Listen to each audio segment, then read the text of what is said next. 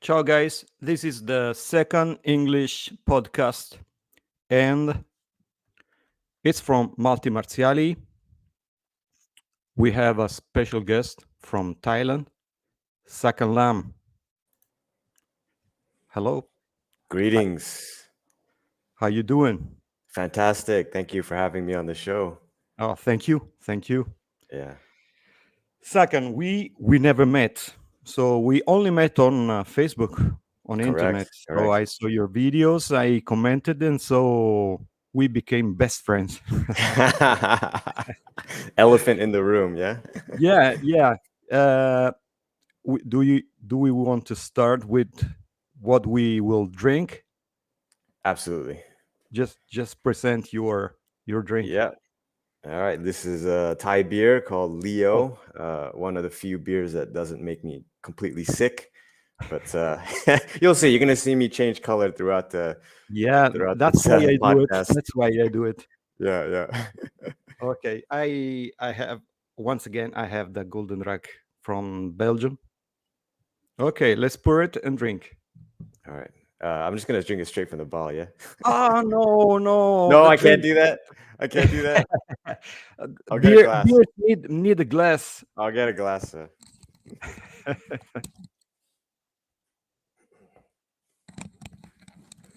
Second time I've offended you. Great. All right. Let's All go. right. Let's go, sir.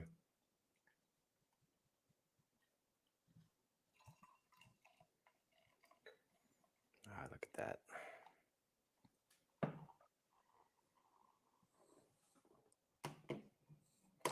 Ooh.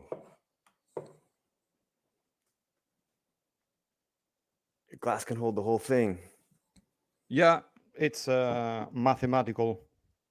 They've done with that task just Impressive. 33 ml. Impressive. Cheers. Cheers.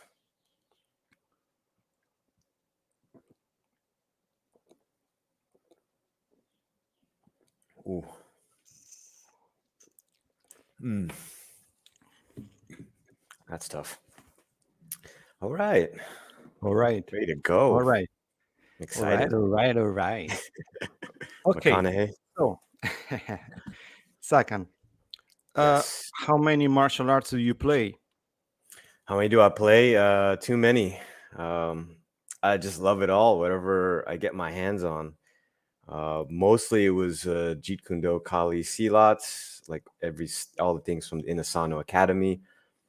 But lately the focus has been on mixed martial arts, kickboxing, um, Brazilian Jiu-Jitsu, and the latest one is Fon Jern, which is the Lana style martial art. And I'm dabbling more in Wing Chun. Okay. Okay. How old are you? I'll be 39. No, I'll be 40 in Oh, November. Yeah, okay. And in there. when did you start?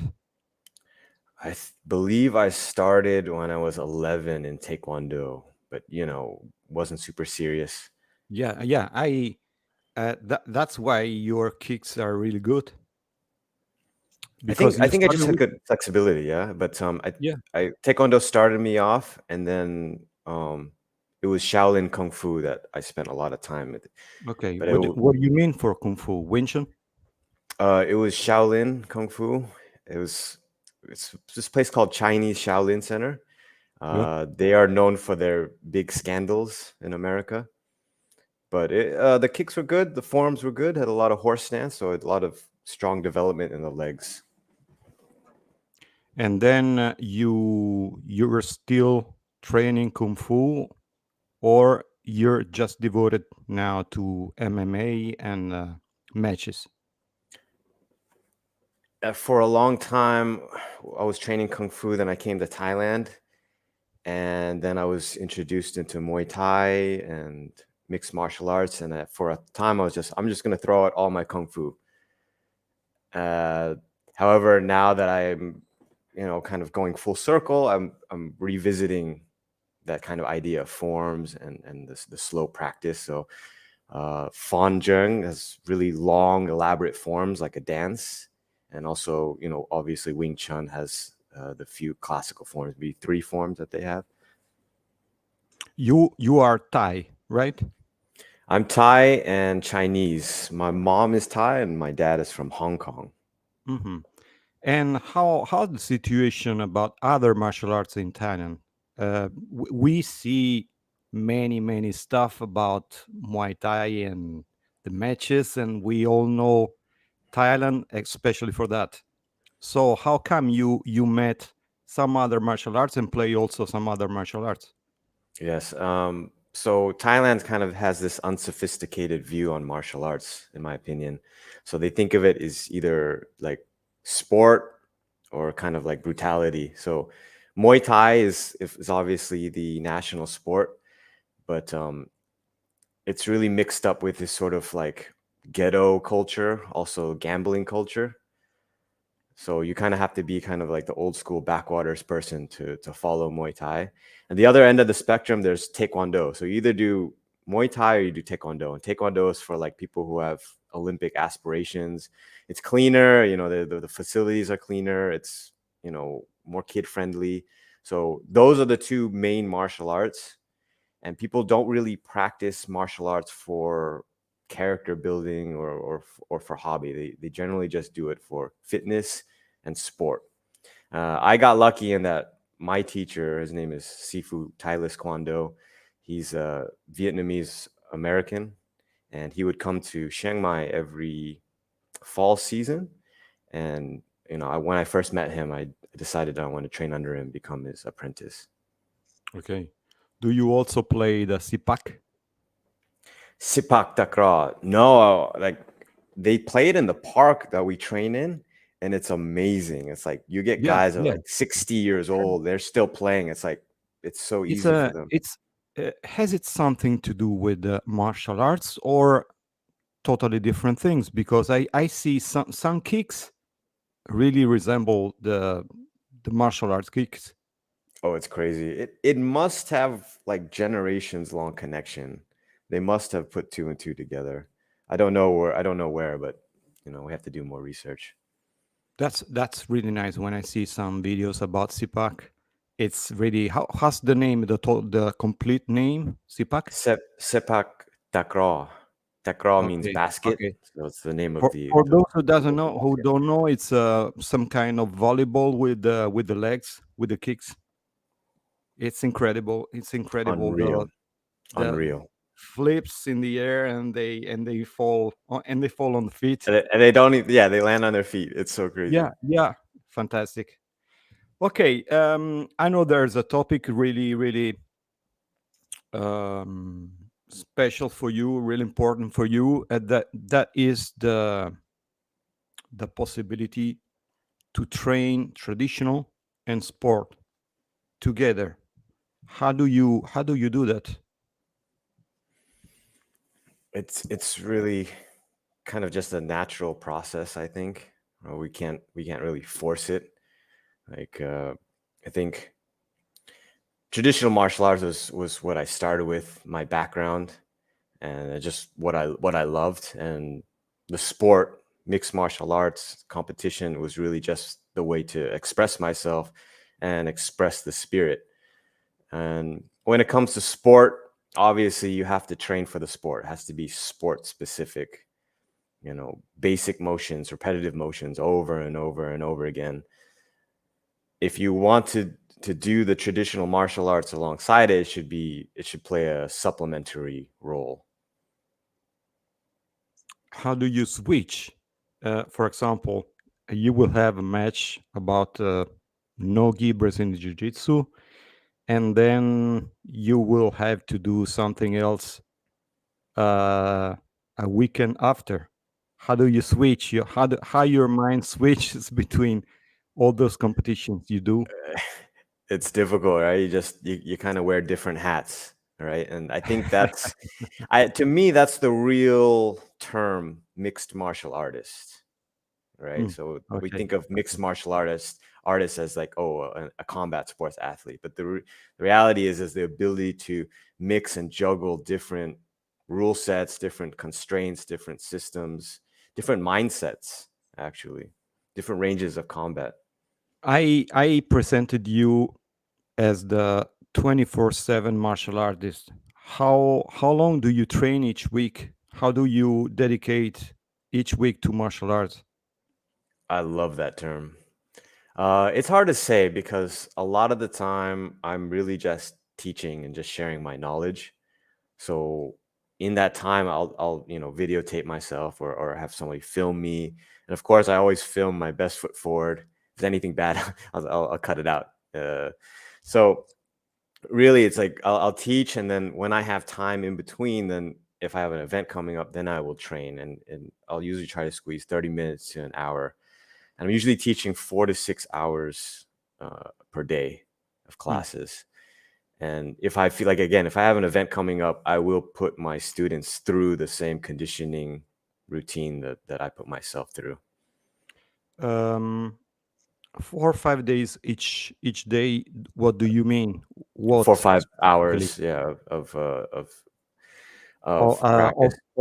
what style? I mean, Ye- MMA or Yeah, traditional? You mix together. You have a class about, for example, Kali, right. Filipino Kali. Then you have a class about Pencak Silat.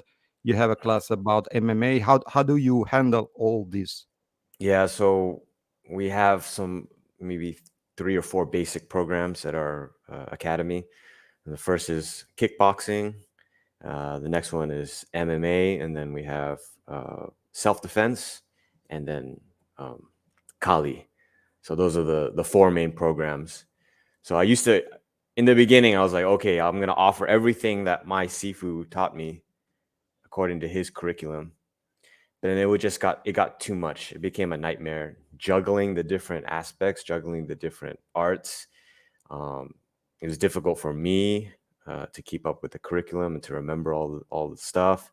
And it was just a marketing nightmare as well. So people didn't understand, oh, what is this? What is that?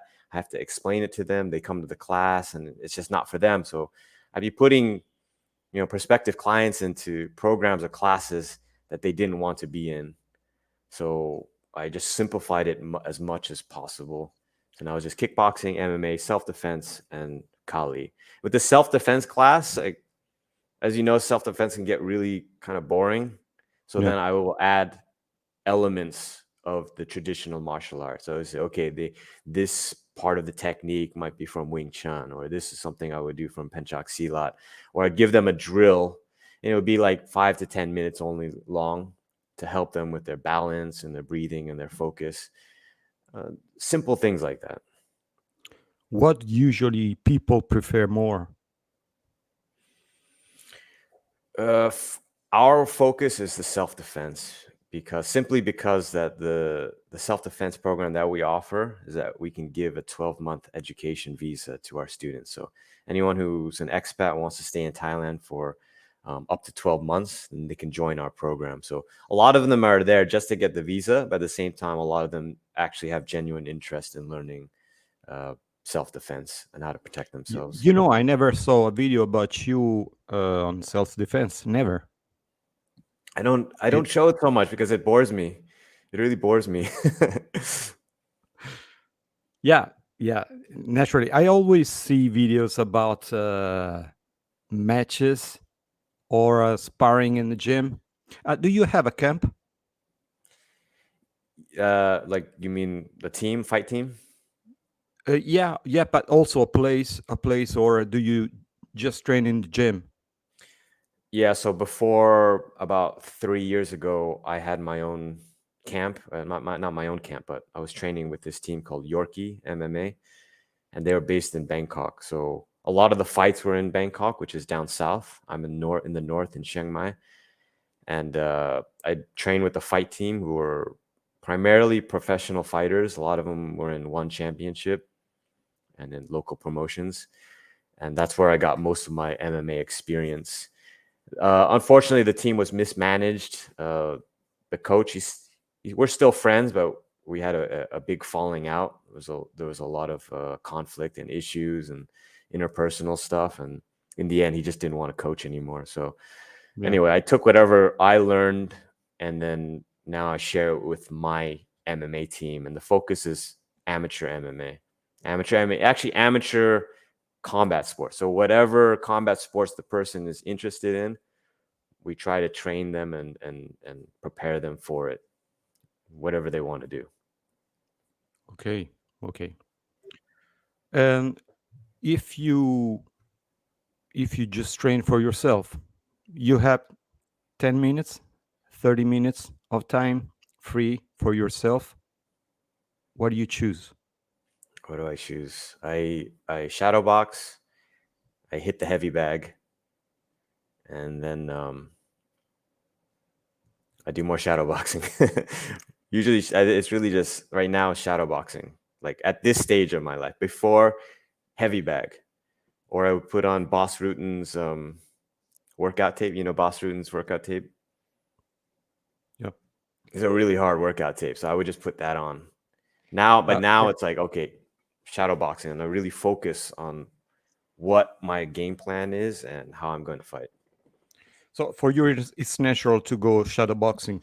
For example, if I am in an elevator, I put my feet on two sides, stuck there, and I do the penchak silat stuff. Hmm. If I have time, space, like a grass, a field, or more space, I go shadow boxing because I need to move. Yeah, So yeah. it depends also about the place, how inspires me to do specifically one thing Mm, or the that's good. other. Do you have some kind of stuff like that? You have um, you are walking in the street. I don't know if you're sick like me. I'm walking in the street. I have a wall here, and I I give some strikes to the wall. So I think about Penchaxilat or Pukulan, for example. Or if I have a friend and we start to joke with each other, so I do something else. It's like something like that. With you, Uh, you switch between one co- thing and the other. It depends what you have, completely, who you have. completely. I used to go to the shopping mall and just start. I see like my reflection in the shadow boxing. And my wife's like, "What are you doing?" I hold her hand and I'd put her in joint locks, so like a chicken wing or an arm bar. She's like, "Is this necessary in the public?" I'm like, Yeah, yeah. They don't understand. they People don't don't understand. understand. Yeah, they don't Uh, understand. I want to do an episode about what people tells you when they know that you are from martial arts, specifically a friend of your or someone you just met. He doesn't know you. She doesn't know you, and at once they know that you are a martial artist. What do they tell you? The first thing I want to do a video about that.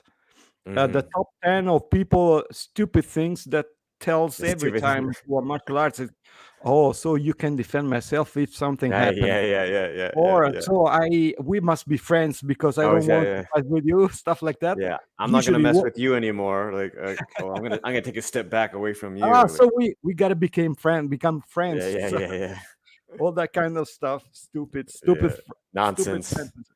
nonsense. Yeah, So I have some videos about you. Do you want to see something? And you comment and you explain to us what you're yeah. doing. I'm a very vain guy, so I like watching myself. Okay, so second, Nice, explain to us. This is one of the things that I liked most about you. The relaxed, really relaxed sparring. Oh, anaconda choke. nice. Yeah, it's flow sparring. Yeah, so I'm getting older, and it's just my favorite way to move and to just be relaxed and experiment with different things. So now I'm just kind of flowing with my apprentice Tebow. This is before he's had his first amateur MMA fight.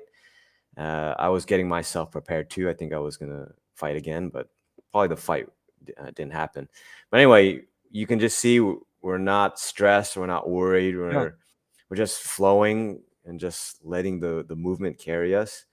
And I don't know, it's just fun. It's really a lot of fun, and I don't have yeah, to worry yeah, about getting my nose yeah, broken.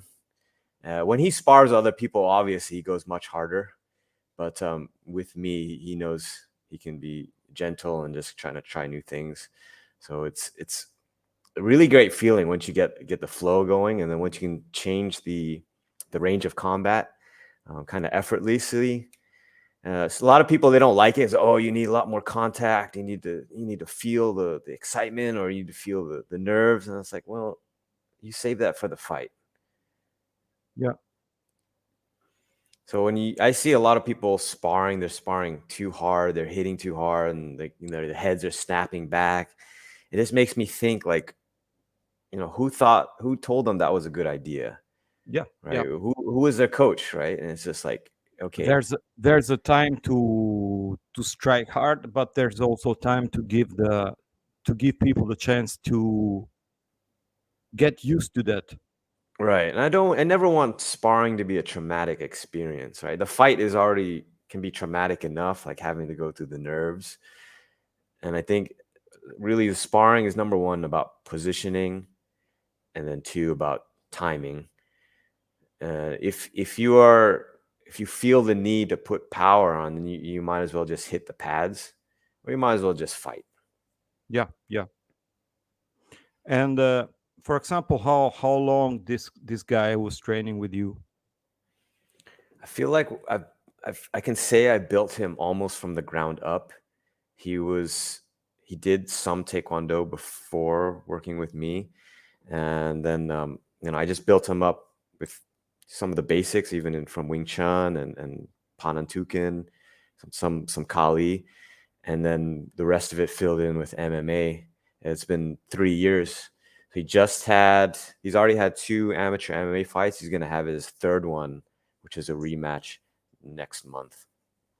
Does it happen you have people that comes and want to go full throttle? Yeah, all the time. But every sparring session we have on Friday night, I'll stop everyone. I'll remind them. I said, remind you, this is, controlled technical sparring. We're not about knocking each other's brain cells out of place. We've got our livelihoods. We got our lives to think about. If you want to do that, you got to make sure that your partner is okay with that. And at the end of the day, whatever happens, right, you both have to be friends. But like, yeah, there's a time and place where to go hard.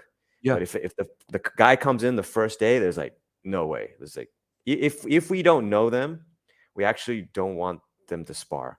Like, they have to come to the MMA class or the kickboxing class at least once, or we just have to, like, look at them and say, okay, you're not going to try to kill us, are you? And then we can let them spar. How do you handle fear? And I'm not talking about your fear. I'm talking about a student fear. Someone who comes first time, don't know what will happen on the mat, and he will have some fear to hurt himself or ego stuff. I don't want Yeah. to get hurt. I don't want to be hit. How do you handle that? How do you put people at ease? It's always about the community. So I can only do so much myself. I can remind them, I can tell them over and over again, but it's really about, the rest of the team. And the rest of the team, we're actually all just a bunch of nerds, just a bunch of, like, geeks who are trying to get good at fighting. So none of us like are like the big brawny dudes, like, covered in tattoos. But even if we're still, like, kind of just modest, laid back, chilled guys. So number one, the appearance it matters, and then number two is, the ability to control oneself. And everyone on our team, we're always like, we're trying to look after our partner more than, looking after ourselves. Like, we're more afraid of hurting our partner than them hurting us. And once we can do that, then it's like, oh, we control ourselves, we're breathing, we just communicate. It's like, okay, just chill. So short answer is communication. Yeah, nice, nice. You want to see something more, and you explain to us what you're doing. Yeah. Let's see. All right. Brazilian Jiu Jitsu. So this is last year's BJJ tournament in Bangkok. And I'm facing this giant Russian dude that looks like Captain Picard in his prime. This dude was so strong, and he was, like, so hard to take down. Like, and he was just trying to manhandle me. But luckily, I was in control of my breathing, and he was huffing and puffing. and he said he was a roofer. That's why he was so strong. And plus, he's just a much bigger dude. And you can see here he gassed out, and I just took the opportunity to take him down. So this is a white belt tournament, but white belts, they fight really hard. I think I've been a white belt in BJJ for 6 years. 6 years. Yeah, because Here, I was doing usually, MMA. I was doing MMA and usually, no gi. Yeah, so there was no usually one to in promote me. martial arts, you have white belt for maybe for 6 months. 6 months, yeah. So I Then just got my blue belt yeah, at last. the end of the Yeah, season, at the end of correct, in June, before closing correct. the gym, examination, the Yeah, test, and they yeah, give you the yellow and they give you the green. yeah, In yeah. Brazilian Jiu-Jitsu, it's totally different. It's a crazy system. It's probably the last few legitimate belt systems on the planet You Earth. don't teach Brazilian Jiu-Jitsu, right? No, no.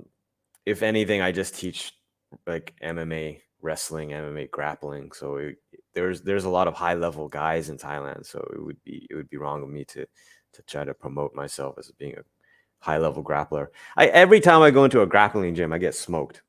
Like even though I'm a blue belt, I still wrestle the white belts, and they still tap me out. I'm like, what is this? This is crazy. What what's your belt? What color? Blue belt. Blue belt. Yeah, Okay. yeah.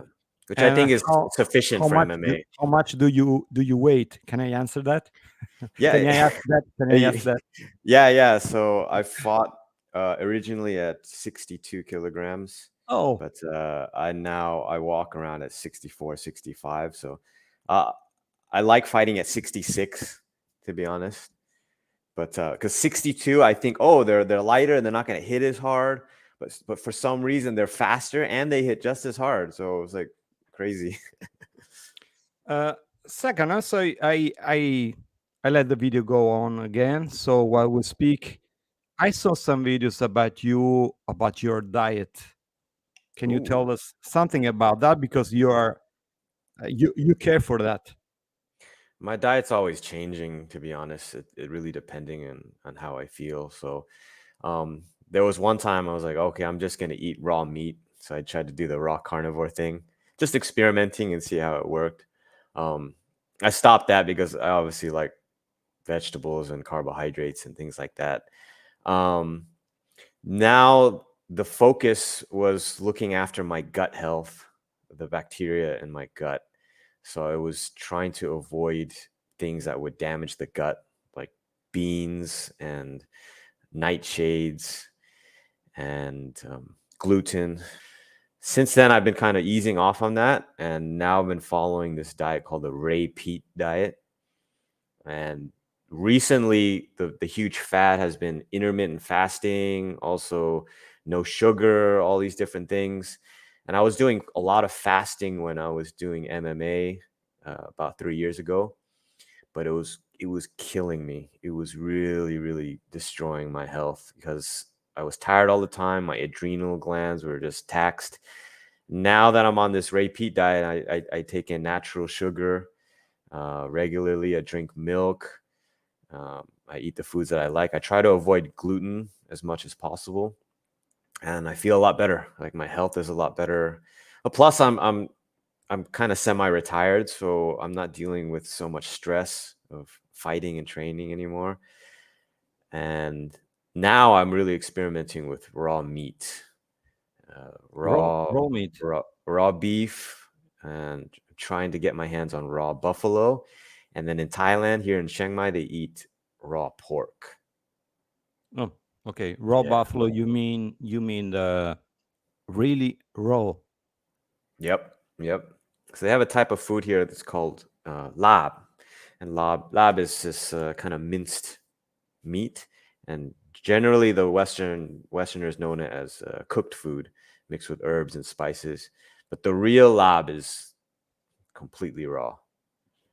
Okay. How do There's you a lot call of it blood. the buffalo in Thai? How do you call the buffalo?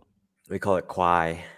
Quite okay. It's Yeah. nothing to do with carabao, or Carabao is the bahasa Filipino word. Indonesia's. Yeah, it's the that's what the Filipinos call it, carabao. The same. It's a water buffalo. Okay, okay. I want to ask you something about also Filipino martial arts. How do you meet? How did you meet Filipino martial arts, and what style and what teacher, and how long you do you dedicate to Filipino martial arts? Sure. So I had been practicing Shaolin Kung Fu for a long time, and they have their own weapons forms. So I was, I guess I could say, articulate with different weapons. However, they never did any drills for defense or for repeating certain motions.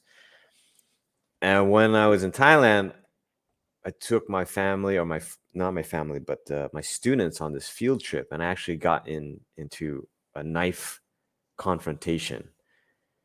So these guys, they had like these, like, this is Sparta kind of daggers sheathed like in their truck, and they pulled it out. They didn't pull it. They took the sheath, but they didn't pull it out of the scabbard. And in that moment, I knew I was like, I'm gonna get cut and I'm gonna die. Luckily, I was able to de-escalate and talk them down. Showed some humility. We got out of there fine, and I told myself, I need to learn something that has some real world value. Like, Kung Fu failed me at that moment. So I just started searching YouTube. And the video I came across was Dr. Alexander Tiongson and his training partner, and their system was RRK, Rapido Realismo Kali. Yeah, And it it's was yeah, just yeah. beautiful I, flow. It was one of my favorite knife videos. And I I was like, love it. I whoa. love it. Yeah, so after I saw that video, I was smitten. I was like, I've got to learn this. And at the time, I was in my wife's hometown, Surin. It's near the border of Cambodia. There's nothing going on there, and luckily enough, we had internet. So I just spent hours and hours just searching YouTube for different tutorials, and luckily we had Guru Dan and Asano's tutorials. Probably not the best tutorials to start with, because the way he demonstrates, like, oh, let me do that in slow motion. He's like, ah, I'm like, okay, let me slow that down, right? But I just try to make myself familiar with it, and then I just began my own practice, like just the basic angles, this and that. And then I was like, okay, I'm taking in so much material from YouTube. I'm watching all this information. I'm just consuming. And I felt a bit guilty. So I decided, like, okay, I'm going to start my own channel, which highlights my own practice of the martial arts. And then, I just show some basic angles, and they were really bad. But guys like Alexander Tiongson from RRK, they were super supportive. Like, hey, man, good job. Keep it up. Like, this is how I can help you. And then, he would send me videos and things like that. And when I came to Chiang Mai and I met with Sifu Kwan, I met him in the park, and he said, okay, this is what I'm teaching. And it's from the Inasano Academy. I was like, oh, perfect.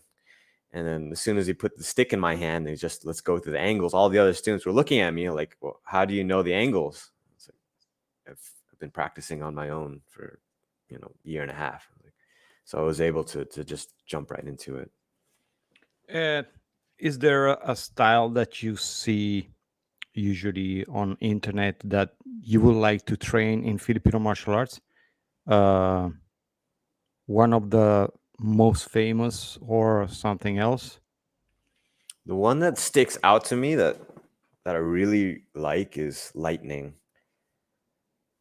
However, it's too fast for me because I got introduced by Lightning, I think it's lightning Benjamin artists. Luna Lema. Uh-huh. I I think have maybe it's Benjamin Luna Lema, Lightning Scientific Harness. right, and I have a friend, an acquaintance. His name is Guru Ryan Cordero, and I love his sparring. It's super athletic, but it's the training. The big guy Tama is so fast, and it's just so stressful for me. Okay, so also I would like to ask you so also something about Penchak Silat. How do you start it, and why did you like it? Sure. So, Penchak Silat was introduced to me by my teacher, Sifu Kwan. So, Sifu Kwan's main martial art was Wing Chun under Sifu Randy Williams. and then he moved on from Sifu Randy Williams to learn with Sifu Cass Magda, who was a direct instructor under Guru Dan. Then he moved again from Cass Magda to directly to go under Guru Dan himself. So he introduced me that version of Penchak Silat, which was, I believe, not Pukajalan. Pukajalan Silat. Yeah. Buka Jalan. Yeah. Yeah, It's a mix of a few different styles. you're right. There's always And Monday. mhm, There's also Monday Muda inside it. Monday Muda in There is there. some Sarak. And then he's showing me Majapahit and Mafalindo. And I don't question it. Like I just take in whatever he's showing me. I didn't know the history. I didn't know the Detours family. I didn't know anything about them. I think I like chanced upon William Detours at one time at the Inasano Academy, the only time I visited. But I didn't even know who he was. And then, after that, like Sifu Kwan, he was there like every year. So he would travel and visit Chiang Mai 3 times a year. So that's where I get most of my training. In the meantime, it would be supplementary training through videos. And then after he left to buy his home in Hawaii and work in Hawaii. So he didn't come for a few years. And that's when I met my other teacher in Silat. His name is Kai Lewis. So really cool guy. And he's a direct student under Kang Chechep. And you studied Panglipur style also with him, or Yes, not? he introduced Panglipur at that time. So he was in Chiang Mai with me for 3 months, and we just spent pretty much every day together. Just he's just showing me the basics, the fundamentals. Yeah. So do you like West Java Penchak Silat? I don't. Which one is West Java? At the Panglipur. The Panglipur. Usually Yeah, Panglipur yeah. I. Panglipur is a mix of West Java Penchak Silat. There is also Sabandar Mm-hmm. that come And from a different place, but usually it's Chimande, Serak, Chikalong uh-huh. is from West Java Penchak Silat. The I see. I see. Yeah. The peculiarity is the 80% arms, 20% legs. Usually the kicks are low. yeah. So it's a different style from Sumatra or so from Because I think Malaysia. Pukajalan was more focused on Sarah, right? And Yeah. for Yeah. me, Sarah was like, okay, it's just very stationary. I didn't really like the posture so much, and it's just like, okay, we always have to work from this position, and then they throw this one punch, and it's like that felt kind of clunky to me. So I liked the approach of Panglipur because it was more to me like kung fu, right? You have a more dynamic stance, more dynamic power development, different ranges of striking. Yeah. But the fundamentals, it was very, I guess, how would you say, compartmentalized, right? You They're just showing you should you should basic this, try basic this, basic this. you should try the Dutch approach to Srak. I'm Tell me about sure it. you would like it. I'm Hmm. sure you would like it. It's different. Let's see something else from you. Full contact karate.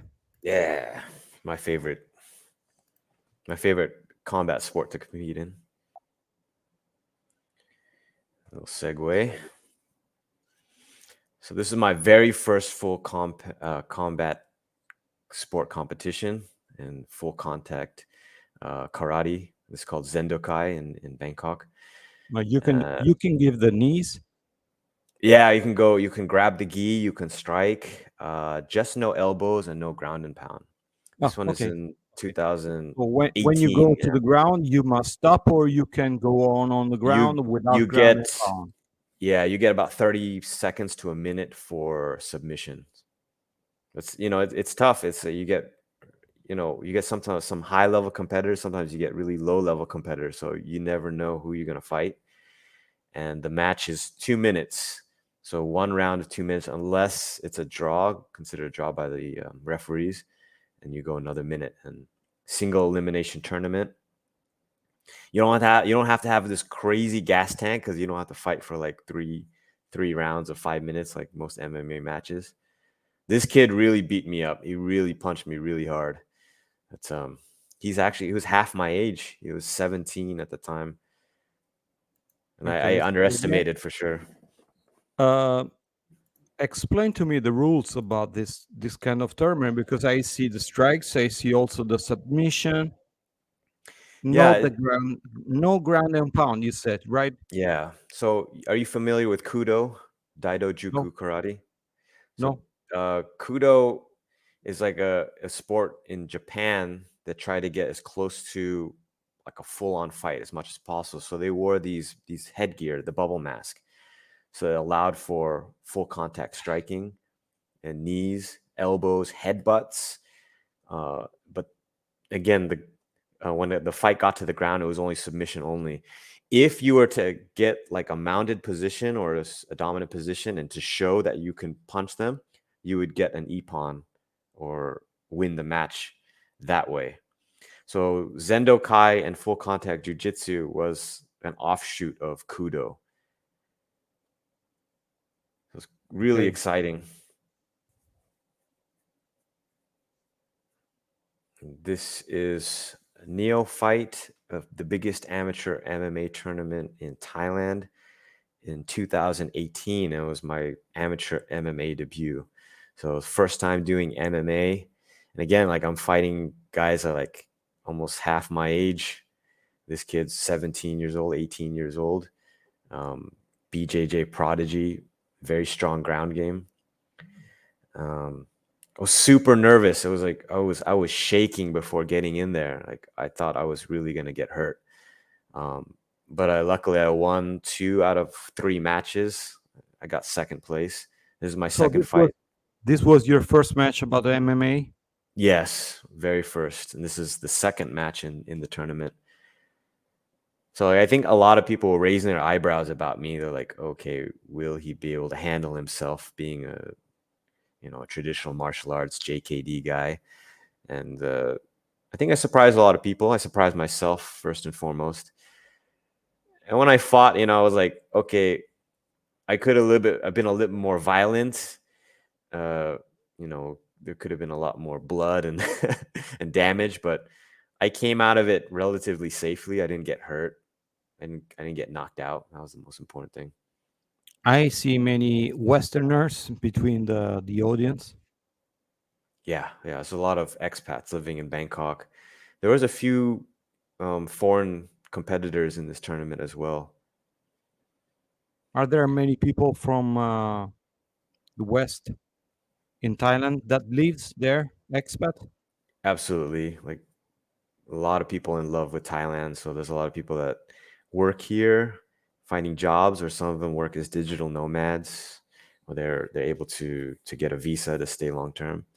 This third match, I got TKO'd in 1 minute. So the guy was he was a Zendo Kai or full contact karate world champion, like a many time champion, and he just read my game plan and he rushed me and his grappling was way better than mine. And as you can see here, he just starts to ground and pound. And at the time, my mindset was that I'm not gonna let myself get hurt. I'm gonna come back home safely to my wife and kid.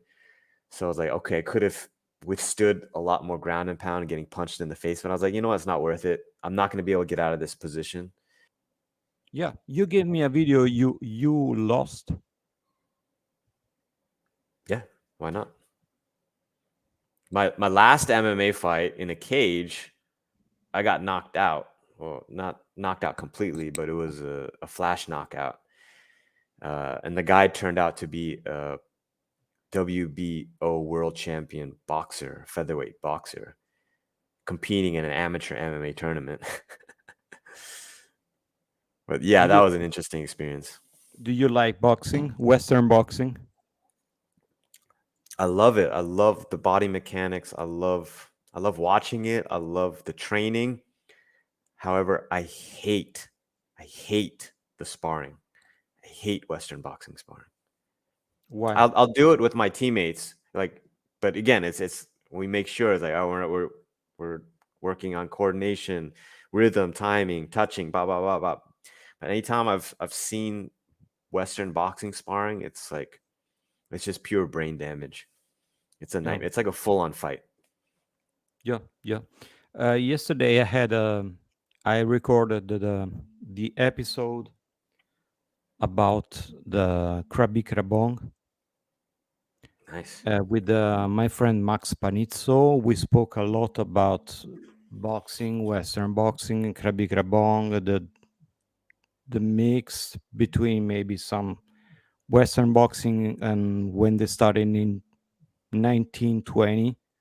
They started also to train with gloves and fight with gloves, how things changed. It was really interesting. And how do you see the difference between no gloves and glove training?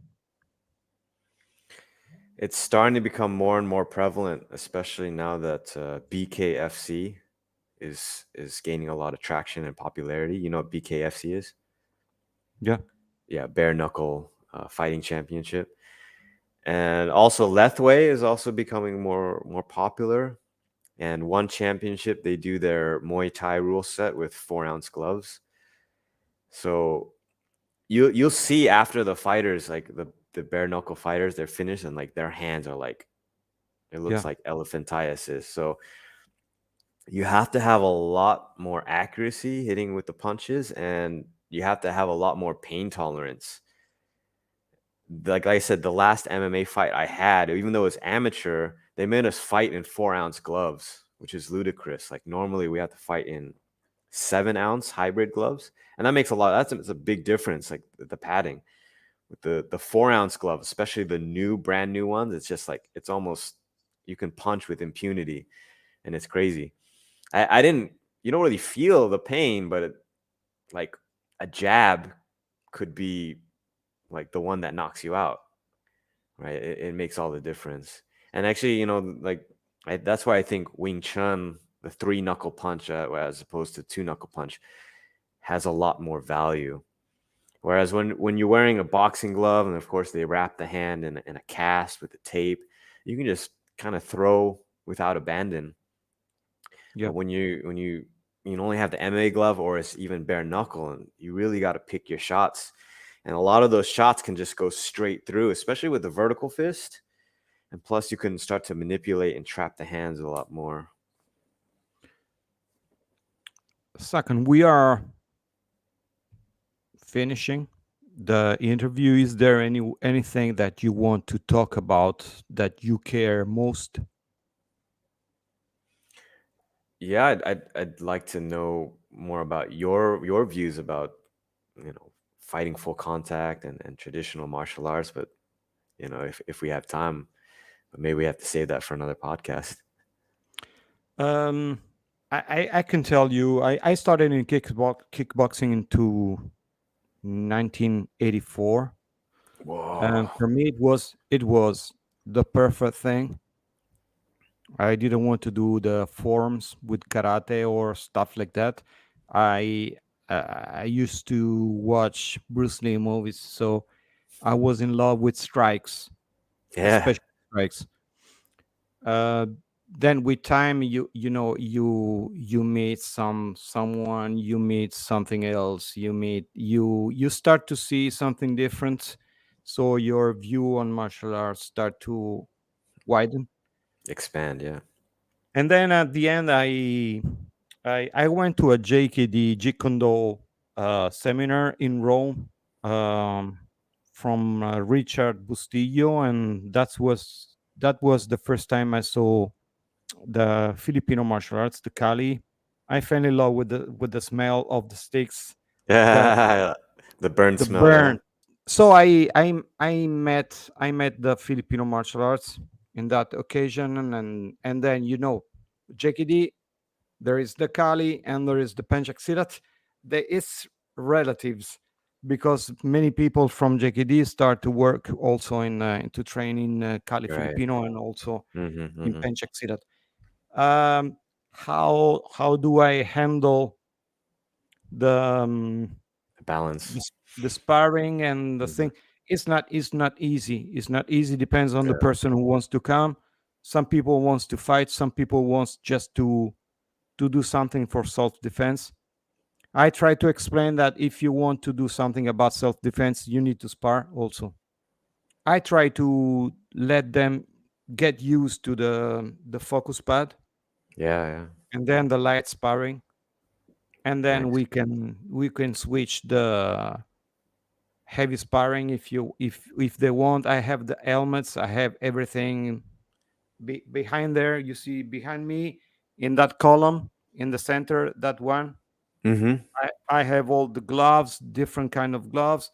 I Those two are two different two elements for the Filipino martial arts. So I have the armors. So it depends. What do you want to do? You Right, want to right, spar with stick? You want to spar with padded stick? You want to spar with the wooden stick? You change the things and depending on the people they come to train with you. So right. it depends. It depends on many things. Nice, nice. It's not Yeah, easy. I know it's yeah, not. yeah. It's not easy because sometimes you need to explain. I was talking about this with my Portuguese friend. In boxing, you don't have to explain anything. You give a hook, you give a uppercut. Yeah, you gotta explain the technique, but you don't need to explain this works, this doesn't work. While in the traditional aspect, Filipino or Indonesian, especially what I teach, what I do, I need to explain everything, and sometimes I need to convince someone that this works, this Right. not. Why? It's not easy. I think I was gonna mention this, but I think I started off as a traditional martial artist getting into combat sports, but you started off as a combat sport Yeah, athlete going into traditional martial arts. Which approach do you think is better? Like imagine you just get someone clean slate walking in. What would you rather have them start on combat sports or traditional? I think combat sport first. I have two kids. They both are purple belt in Brazilian Jiu-Jitsu. That's amazing. They asked me that the one is 24 years old now, and he started with judo in he was 4 years old, four and a half. But they both played Olympic fencing, Oh, nice. and they were really good. They were really good, but they wanted to stop and started training martial arts. The younger one, now he's 19 years old. Now he just got his purple belt. He asked me, Dad, I want to stop fencing. I want to start studying martial arts. And he wanted to, he wasn't sure to decide between rugby, boxing, and Brazilian Jiu Jitsu. I pushed him to Brazilian Jiu Jitsu. I did, yeah, they do some Filipino Kali with me sometimes, and Mm-hmm. they Mm-hmm. also train some Indonesian martial arts sometimes. That's some pukulan with me. But mainly, I wanted them to train Brazilian Jiu Jitsu or anyway combat sport, like I did, because you need to focus on what works, what really works. Right. Then you have time to get old and start training 100%. tradi- 100%. traditional. Yeah, yeah. But first, I think it's really necessary to start with contact, uh, kill the ego. Yeah, yeah. There is no legends and no Yeah. myth and Right. no BS. Yeah. You just put the gloves, you just try and test, and you just put the gi and go on the ground and roll and have fun Right. and keep contact. For me, it's really important that. So that's why I push them in that direction, Yeah, yeah. because for me it was really important them to keep contact with another with the opponent, not Yeah, for push sure. away with a strike, but to take it, to have the contact and to adapt to the body For of the sure. opponent. That's why For sure, for sure. I really love Brazilian Jiu-Jitsu. I don't train it that much, but I love it. I love the chess game. It's really intellectual and physical. Mhm. Also, you don't need to weightlift if you play Brazilian Jiu-Jitsu. Your body develops automatically with Yeah, that. it's such a demanding sport, and every time you go in, you just get humiliated. Like, Yeah, yeah. That's and it's good that's for your why. ego. That's why. Yeah, it's good Yeah, for ego. you finish your training and you died many times, Yes, or yes, your legs or arms were broken many times. yep, yep. If the opponent wanted to do that, They they could have you, easily done so it. Yeah, your ego get killed every yeah, evening you go there. That's perfect. That's perfect. yeah. I love MMA, but to be honest, like you have to be sort of like kind of sick and kind of like have this animalistic primal attitude when doing MMA, and in the end, it's just too dangerous. So I'm moving further and further away from it, and I'm trying to find trainers to fulfill my role as head coach. So, and I like Brazilian Jiu Jitsu, and I'm starting to fall more and more in love with it because I found the right team and the right coaches. But in the beginning, I was just like, nah, Brazilian Jiu Jitsu, they have a bad attitude. They think they could beat everyone because they can wrestle and grapple and they don't strike. But now I'm starting to mature, and I'm appreciating Brazilian Jiu Jitsu day by day. It was a pleasure to talk to you, Sakan. It was really, really a pleasure, and I thank you. I hope to speak to you again in the future. Yeah, I really hope we can meet in person. Like if Yeah, if you yeah. if you come to Thailand or decide to teach a seminar or something like that, or maybe we can work out something. We can And fly you if you in. come to Italy for a vacation or a Oh, trip, I would just, love that. I just would keep love in that. mind I'm in the south. Okay. Okay. That's great news. Okay, so guys, thanks again for following us. It was a real pleasure to meet Sakan Lam, John, Yeah. because your name is John. Yeah. And it was really a pleasure to meet a 24/7 martial artist. He lives for martial arts. Thanks again. Like, subscribe. I should tell this in the beginning. I always forget. But follow us again and for new contents. And second, thanks again. It was really a pleasure to speak with you. Pleasure is all mine, Claudia. Really honored to be on this podcast with you. Thanks. Thanks. Until Okay, next time, yeah. guys, Tadi Kap. bye again. Bye Yeah. again. See you next time. See ya.